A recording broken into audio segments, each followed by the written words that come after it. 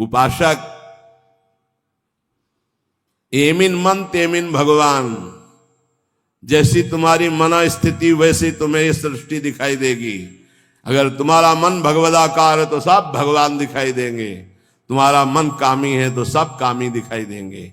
Amine मन तेमिन भगवान, जैसा तुम्हारा मन वैसे ही तुम्हें भगवान का अनुभव। जाकिरी भावना जैसी प्रभु मूर्ति देखी तिन तैसी, इसलिए अपनी भावना को सुधारो। भक्ति का फल है भाव शुद्ध हो जाना। निद्रा, तंद्रा, आलस्य, विक्षेप, संशय, ये जिसके जीवन में अधिकायत है उसका सर्वनाश निश्चित हो जाता है। साधना का नींद पर काबू पाओ, निद्रा के अधीन मत हो, ये बहुत बड़ी शत्रु है, ये भजन का नाश करने वाली है। इसको मत ये सोचो कि अभी तो नई अवस्था है, नहीं, इसी अवस्था में इसको काबू पालो, नहीं तो कुछ नहीं होता। जहां देखो, हम देखा है भयो वृद्ध जनों को, जिनको कहा जाता है कि अब भजन की अवस्था है, वहां देखा है बैठे बैठे बात करते करते जब देखो तब ऐसे मुंह बगाड़ दिए, लाल टपक रही, जब देखो, देखा हमने। क्योंकि हृदय मलिन है तो तमोगुण का ही राज्य रहेगा, सतोगुण थोड़ी आ जाएगा। यौवन अवस्था में निद्रा को शासन में ले ले, ए विजयी या अभ्यास विजयी कर देता है। निद्रा, तंद्रा, ना नींद है ना जागृत अवस्था है, बेशुद्ध अवस्था सी रहती है। आलस्य, किसी भी सत्कार्य के लिए अंदर उत्साह न रहना। विक्षेप, बार बार भोगों का आकर्षण होना। संशय, ये बातें बिल्कुल साधक के जीवन में नहीं होनी।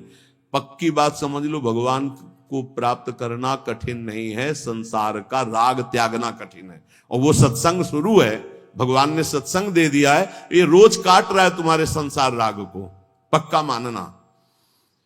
निद्रा, तंद्रा, आलस्य, विक्षेप, संशय, ये जीवन में साधक के नहीं होने चाहिए।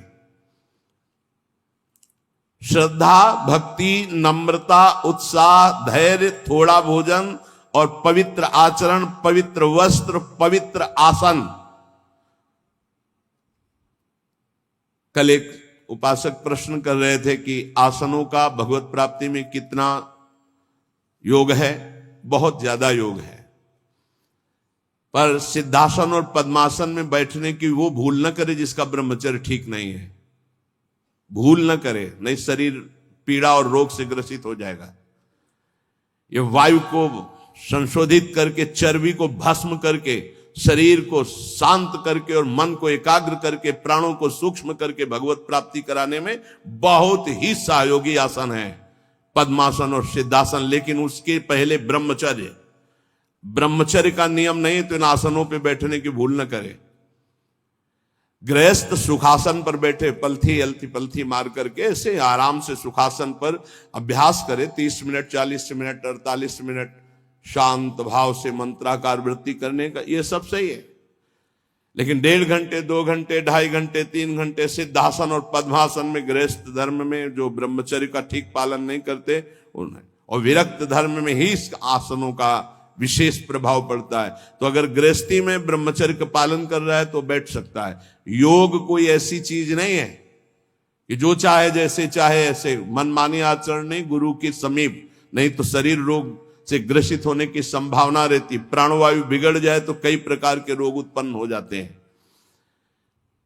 उपासक को चाहिए कि आसनों का अवश्य अभ्यास करे। इससे ऊर्ध्वरेता होने में बहुत सहयोग होता है आसनों से, ब्रह्मचर्य का। जैसे आप शांत ऐसे बैठे हैं पद्मासन या सिद्धासन से, अब आपके अंदर वायु बिगड़ेगी, भीषण दर्द शुरू होगा, जांघों में दर्द शुरू होगा, शरीर में विशेष हरकत पैदा होगी, विशेष बिजली दौड़ेगी, एक शक्ति, शांत एकदम, मंत्र में पूरी वृत्ति। अब वो बिजली जो पावर पैदा हो रही, वो आपकी सुषुम्ना नाड़ी को, जो सीधी 90 अंश के कोण में साधन में बैठा जाता है, सीधे मेरुदंड, सीधे सीधे ऐसे, यहां से नापा जाए तो सीधे ऐसे 90 अंश का, वो ऐसे नहीं होना चाहिए। जितने मिनट, 1.25 घंटा, 1.5 घंटा, 2 घंटा, सीधे ऐसे आज्ञा चक्र पर दृष्टि हो आंतरिक या नासाग्र दृष्टि हो, और उसमें बार बार मंत्र लिखा जा रहा हो, चूक नहीं होनी चाहिए। मंत्र की चूक नहीं, बहुत जल्दी लाभ प्राप्त होता है, पर इसके लिए पूर्ण ब्रह्मचर्य की आवश्यकता है। जरा भी चूक नहीं, जैसा कह रहे हैं वैसा। प्राण सूक्ष्म होने लगेंगे, मन एकाग्र होने लगेगा, शरीर शांत होने लगेगा, चंचलता रहित। पर एक बार पसीना पसीना, एक बार भीषण कष्ट प्रतिदिन, जब तक शून्यावस्था नहीं आती शरीर की, तब तक वो साधक को यही पापों को भस्म करता है। यही आसन उसको दिव्यता प्रदान करते। अब इतनी हीट पैदा होती है उसके अंदर, अगर संयम से नहीं है तो व्यभिचारी बन जाएगा। बहुत ध्यान देने योग्य बात, उस समय उसकी कुंडलनी, उसकी सुषुम्ना नाड़ी, उसकी हर नाड़ी एक्टिव होती है उस गर्मी से, आध्यात्मिक शक्ति से। अगर वो व्यभिचार की जरा भी गलती करेगा तो कुंडलनी की अधोगति हो जाएगी, अधोगति नीचे की तरफ हुई, भारी व्यभिचारी बन जाएगा। ये ऊर्ध्वगामी जीव ही सुषुम्ना मार्ग संचारी, सुषुम्ना मार्ग से संचरण हुआ, आजीवन के लिए काम रूपी वेदना से मुक्त हो जाएगा। जे ही ऊर्ध्वरेता ब्रह्मचारी हुआ, संकल्प ही खत्म काम का, नष्ट हो जाएगा। एक ऐसी परमानंदमय स्थिति योगी की, वही सब बिना कुछ किए ये स्वाभाविक हो जाएगा यदि नाम जब श्वास प्रश्वास से किया जाए। ध्यान रखना, एक इतना कठोर और एक इतना सहज। श्वास प्रश्वास पर ध्यान है, हर समय नाम चल रहा है, वो सब बड़े शीतल प्रकृति से जागृत कर देगा। कुंडलनी जागृत हो जाएगी, सुषुम्ना मार्ग संचारी संचरण होने लगेगा। नाम जप में सब सामर्थ्य विराजमान है। ये केवल प्रवचन की बात नहीं कर रहा, अनुभव की बात कह रहा हूं। पूरे शरीर को झकझोर के रख देती जिस समय कुंडलनी जागृत होती यौगिक क्रियाओं के द्वारा, और नाम के द्वारा जब जागृत होती तो पता ही नहीं चलता कब जागृत हो गई। ये ध्यान रखो, वही नाम से ऐसे सहज में जागृत हो जाती कि उसको पता भी नहीं चलता कि हमारे अंदर कुंडलनी जागृत हो गई क्या, सुषुम्ना मार्ग खुल गया है क्या। खूब नाम में प्रीति। सदाचार पूर्वक आसनों का सेवन, ये तो सदगृहस्थ भी कह सकते। 45 मिनट आप सुखासन पर बैठने का अभ्यास करें, अगर थोड़ा भी परमार्थ पे, कम से कम 24 घंटे में 2 बार आसन में बैठने का तो अभ्यास। सुखासन ऐसे पलथी मारकर ऐसे आराम से, या अर्ध पद्मासन, एक टांग के ऊपर, बाई टांग के ऊपर दाई टांग ऐसे चढ़ा करके आराम से, ये आराम आसन है। जो वयोवृद्ध हैं थोड़ा कुर्सी या सोफा या जैसे भी बैठो, पर ऐसा नहीं कि एक एक मिनट में इधर उधर, थोड़ा सा शांत बैठने की कोशिश करो। जैसे निरंतर विषयी पुरुष विषय चिंतन करता है तो उसे विषय की आसक्ति प्राप्त हो जाती है, ऐसे भक्त जब भगवान नाम चिंतन करता है तो उसे भगवान में आसक्ति प्राप्त हो जाती है। जैसे विषयी पुरुष विषय चिंतन करता है तो विषयों में आसक्ति हो जाती है जिसमें है ही नहीं कुछ, घृणित स्थानों में आसक्ति हो जाती है। फिर सच्चिदानंद का जब चिंतन होता है तो उसमें आसक्ति हो जाए तो कैसा आनंद होगा। भगवान मेरे समीप हैं, अनुभव हो रहा है। भगवान मेरे को ऐसे 1000 हाथों से ऐसे घेरे हुए हैं। भगवान निश्चय मेरे को स्वीकार कर चुके हैं। ऐसा 3 बातें उपासक को अनुभव होने लगती हैं जिसकी शरणागति पुष्ट हो गई है। भगवान मेरे समीप हैं, देखो महापुरुषों के वचन है। भगवान सहस्त्रों हाथों से मुझे घेरे हुए हैं, भगवान मुझे स्वीकार कर चुके हैं। ये 3 बातें शरणागत के अंदर आ जाती हैं। देखो आपको अनुभव होता है भगवान मेरे समीप है। अगर नहीं हो रहा तो अभी आपका कोई है, इसीलिए नहीं हो रहा। ये पूज्य श्री राधा बाबा कहते हैं हमारे श्री कृष्ण में एक स्वभाव ऐसा है, वो दूसरिया पसंद नहीं करते। वो जिसको स्वीकार करते हैं उससे अनन्यता की चाह रखते हैं। मौन, अन्य चेष्टाहीन, शरीर मन वाणी केवल आराध्य देव में, तो अनुभव होने लगेगा कैसे प्रभु हमारे समीप रहते हैं। ये कितने बड़े महापुरुषों की खुली हुई बात है। भगवान मेरे समीप हैं, भगवान मुझे शास्त्रों भुजाओं से ढके हुए हैं, मेरी रक्षा कर रहे हैं, भगवान मुझे स्वीकार कर चुके हैं। ऐसा शरणागत को अनुभव होता है। आपको यदि अनुभव नहीं हो रहा तो मौन, सारी चेष्टाएं भगवान के लिए, शरीर मन और वाणी प्रभु के चरणों में समर्पित, तो आपको अनुभव होगा प्रभु मेरे समीप है। अनुभव होता है हर उपासक को। जीवित कैसे रहे, जो भोगों से जीवित है उनकी बात अलग, जो प्रभु से जीवित है उनकी बात। कोई सोच सकता है ये तो विरक्त कर सकता है, गृहस्थ कैसे कर सकता है? तो बोले गृहस्थ संबंधी जितने कार्य वो सब प्रभु को अर्पित करो, नियम से भजन का समय रखो। इतने समय ठाकुर सेवा, इतने समय पाठ, इतने समय भजन, इतने समय ड्यूटी, इतने समय अपने कार्य, समय से सब कार्य, सांसारिक कार्यों को भी समय से करो और भगवद अर्पित करो।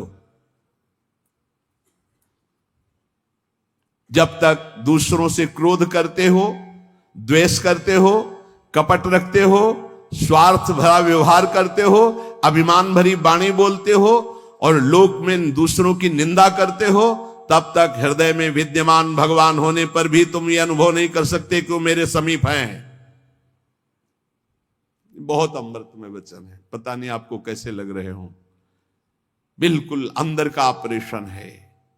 जब तक दूसरों से क्रोध करते हो, द्वेष करते हो, कपट भरा व्यवहार करते हो, स्वार्थ रखते हो, अभिमान भरी बात बोलते हो, दूसरों की निंदा करते हो, तो हृदय में विद्यमान रहने पर भी भगवान का अनुभव नहीं कर सकते कि वो मेरे समीप हैं। ब्रह्मचर्य में जीवन परम पुरुषार्थ में जीवन होता है। ब्रह्मचर्य ही ब्रह्म की प्राप्ति का मुख्य हेतु होता है। ये मुख्य हेतु होता है। मान लो जिसके त्यागने में इतना सुख है, उसको रोकने में कितना सुख होगा। मान लो ये डॉक्टरों की ये बात हमारी समझ में नहीं आती जो ये कहते हैं कि ऐसा करना ठीक है। हमको उन लोगों की बात समझ में नहीं आती जो कहते हैं सर्वनाश का खेल खेलो और तुम स्वस्थ रहोगे। भगवान ऐसों की बुद्धि को बचाएं जो प्रमाण देना चाहिए कि हमारी नई पीढ़ी, हमारी नई समाज कैसे संयम में रहकर ऊपर उठती है। कोई भी घड़े में छेद कर दो भर जाए, ऐसा कैसे हो सकता है? चलनी में गैया दुहे, दोष दैव को दे, हरि गुरु कहो न माने। कैसा कलयुग बढ़ गया है कि प्रमाण दिया जाता है सीरियल नौटंकी नाटकों से और डॉक्टरों से। कैसी बुद्धि भ्रष्ट हो गई है उपदेश देने वालों की। धर्म शास्त्रों की अवहेलना करके ऐसे उपदेश देने वालों को नारकी गति प्राप्त होगी, कोई भी हो। क्यों? क्योंकि वो जब ऐसा उपदेश कर रहा है तो स्वयं उसकी ऐसी धारणा है। और व्यभिचारी की गति कभी शुभ नहीं हो सकती। व्यसनी धन शुभ गति व्यभिचारी कभी नहीं हो सकती। शास्त्र मर्यादा का नाश करने वाले ऐसे लोग प्रमाण देते हैं नाटकों, नौटंकी और फिल्मों का कि ऐसा करना उस फिल्म में कहा गया, ऐसा करना उस डॉक्टर क्या है? शरीर संबंधी अंगों का ज्ञान रखने वाला है, ना कि वो परमार्थ विजयी योद्धा है। वो काम क्रोध लोभ मोह मद इनका ऑपरेशन करना जानता है क्या? इतना चाहे जितना तुम डिग्री ले लो, इस शरीर का तुम ज्ञान रख सकते हो, लेकिन मन का और बुद्धि का और परमात्मा तत्व का ज्ञान प्राप्त करने वाले महापुरुषों की, ब्रह्म ऋषियों की वाणियों का खंडन करने का अधिकार नहीं है। उन्हीं की बात से हमारा परमार्थ शुद्ध होता है। शरीर में जितनी पावर शक्तियां हैं वो सबका अंतिम रूप वीर्य है। सबका अंतिम रूप, सप्तम धातु का अंतिम रूप बनता है जाकर वीर्य। और उस पावर का नाश करने वाला कभी स्वस्थ रह सकता है? कैसी बुद्धि है, कैसा उपदेश है। यहां कह रहे हैं कि परमार्थ की शुरुआत ही ब्रह्मचर्य से होती है। इसलिए चाहे गृहस्थ हो चाहे विरक्त, गृहस्थ तो संयम से संतानोत्पत्ति के लिए भगवत प्रणाम करके, भगवत आराधना करके, दिशाओं को नमस्कार करके, तिथि और समय की योग्यता देख करके संतानोत्पत्ति के लिए भगवत पूजा भाव रखकर वो संयोग किया जाता है, सहवास किया जाता है। और भगवान की प्राप्ति के मार्ग में चलने के लिए इसका संचय किया जाता है। ब्रह्मचर्य परम जीवन, परम पुरुषार्थ ब्रह्ममय है। 10,000 वर्ष तक ब्रह्मचर्य रह करके कश्यप जी ने जब संतानोत्पत्ति का संकल्प किया तो विनता जी से भगवान गरुण जी का प्रादुर्भाव हुआ। भगवान अरुण जी का, जो सूर्य के सारथी और जो हरि के वाहन गरुड़ जी, अरुण जी। फिर 1000 वर्ष तक रहकर तो भगवान वासुकी, भगवान शेष, अनंत फणधारी, इनका जब जब वो सहवास करते तो हजारों वर्ष ब्रह्मचर्य रह के तो बलिष्ठ देवता, बलिष्ठ दैत्य सब उन्हीं से प्रकाशित हुए, कश्यप जी से। ब्रह्मचर्य पूर्वक जीवन कई वर्ष व्यतीत करके नाम जप करते हुए फिर संतान, तो चाहे बालिका हो चाहे बालक, वो जगत मंगल करने वाला हो गए, पशुओं जैसे आचरण से नहीं। ब्रह्मचर्य जिसका ठीक है वही, चाहे गृहस्थ हो चाहे विरक्त, वही परमार्थ पर विजयी हुआ है आज तक। सद्भाषण, सद्विचार, सद्भावना, न्याय निष्ठा, आडंबर पाखंड का त्याग, वही जाकर के धर्मात्मा महात्मा बनता है। इसलिए भक्त को चाहिए कि ब्रह्मचर्य पर विशेष ध्यान